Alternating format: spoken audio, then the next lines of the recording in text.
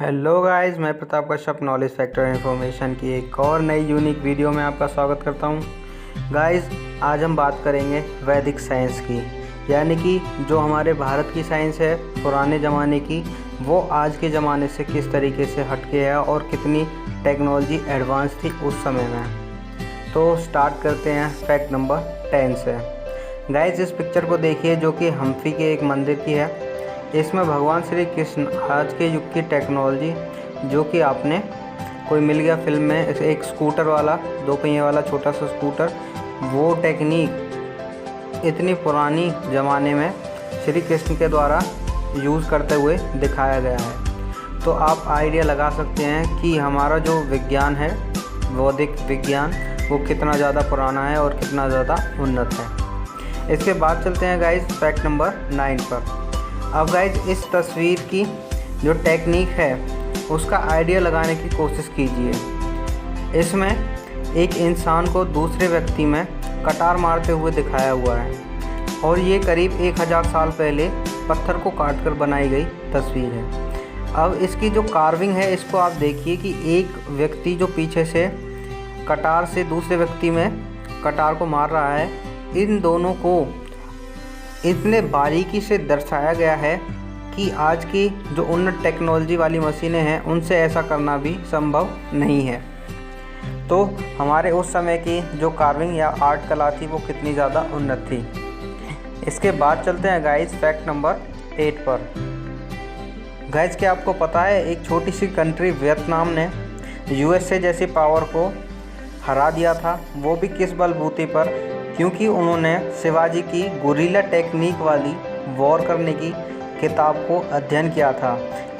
तो उस समय से आपको आइडिया लग जाएगा कि जो हमारे शिवाजी द्वारा बनाई गई गुरिल्ला वॉर की टेक्निक थी वो कितनी उन्नत थी या फिर कितनी शक्तिशाली थी, युद्ध कला थी। इसके बाद चलते हैं गाइस फैक्ट नंबर 7 पर।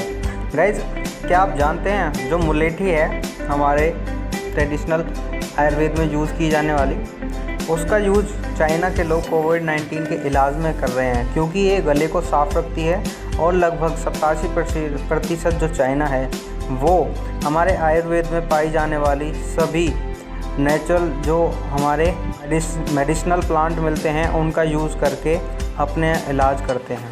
तो है ना, ये हमारे भारत के लिए गौरवान्वित करने वाली बात, और यहाँ पर हम अपनी पुरानी टेक्निक्स को भूलते जा रहे हैं। इसके बाद देखते हैं गाइस फैक्ट नंबर 6 को। गाइस, क्या आप जानते हैं पूरी धरती पर लड़े जाने वाला दुनिया का सबसे बड़ा युद्ध कौन सा था? यदि नहीं तो मैं बताता हूँ, इसका नाम था महाभारत।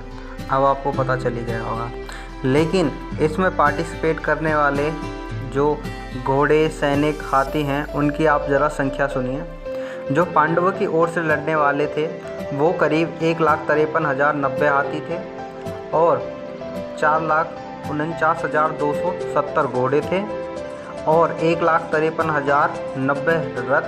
इसी के साथ 7,65,450 पैदल सैनिक थे। वहीं कौरवों के पास करीब 2,40,570 हाथी, 2,40,570 रथ, 2,21,710 घोड़े और करीब 12,02,885 पैदल सैनिक थे। अब आप अंदाज़ा लगा सकते हैं कि ये युद्ध कितना भयानक रहा होगा। इसके बाद बात करते हैं गाइस फैक्ट नंबर 5 की, जो बताता है मत्यूर इकलौता भारत का एक ऐसा गांव है जहां पर अभी भी संस्कृत भाषा बोली जाती है और इसकी जो संख्या है धीरे धीरे कम होती जा रही है। इसे हमें बढ़ावा देना चाहिए और अपनी संस्कृत भाषा को ज़्यादा से ज़्यादा प्रबल बनाकर बढ़ावा देना चाहिए। इसके बाद बात करते हैं गाइस फैक्ट नंबर 4 की। दोस्तों, क्या आप जानते हैं कि संस्कृत भाषा को भगवानों की भाषा क्यों कहा जाता है? वो इसलिए कहा जाता है क्योंकि संस्कृत में कहे जाने वाले 4 शब्दों में जो मतलब आता है उतना ही इंग्लिश में करीब 32 वर्ड लग जाते हैं हमें उस बात को एक्सप्लेन करने के लिए। इसका एग्जाम्पल मैं इस तस्वीर के थ्रू आपको बता देना चाहता हूँ। इस पिक्चर को देखिए और इसमें लिखे हुए वर्ड्स को पढ़िए और उनकी मीनिंग्स को समझिए। इसके बाद बात करते हैं गाइस फैक्ट नंबर 3 की। गाइस, ये जो पिक्चर है ये पद्मनाभेश्वर मंदिर की है। ये एक अनोखा और दुनिया में पाया जाने वाला एक सबसे ज़्यादा यूनिक मंदिर है, जो साल में 2 बार सूरज पर इक्विनॉक्स नाम की एक परिधि आती है, जो कि साल में केवल 2 बार आती है। उस समय यहाँ पर जो एक खिड़कियाँ आपको दिखाई दे रही होंगी, इनमें से सूरज होकर निकलता है। तो कितनी उन्नत टेक्निक से बनाया गया है ये मंदिर। क्या आपको लगता है इस मंदिर के बारे में?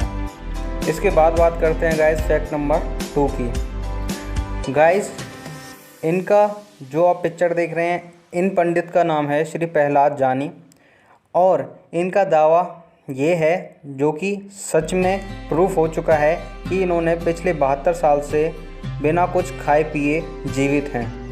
तो आपको आइडिया लग गया होगा हमारा जो भारत है इसमें पाई जाने वाली टेक्निक और जो हमारा वैदिक साइंस है वो पुराने ज़माने से ही कितना उन्नत है, और उसकी कुछ स्मृतियाँ अभी भी जिंदा हैं।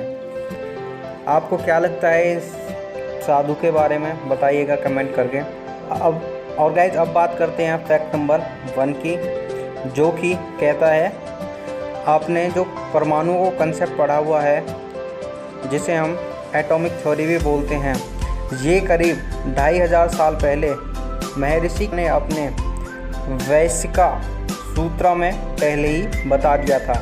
और उन्होंने ये लिखा हुआ था कि जो परमाणु है उसकी 2 स्टेट पाई जाती हैं, जिसे हम आज एटॉमिक थ्योरी के नाम से भी जानते हैं। गाइस क्या आपको इन सभी बातों के बारे में पता था?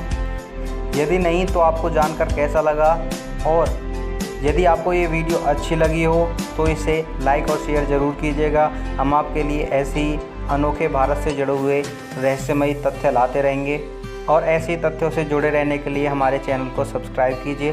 धन्यवाद।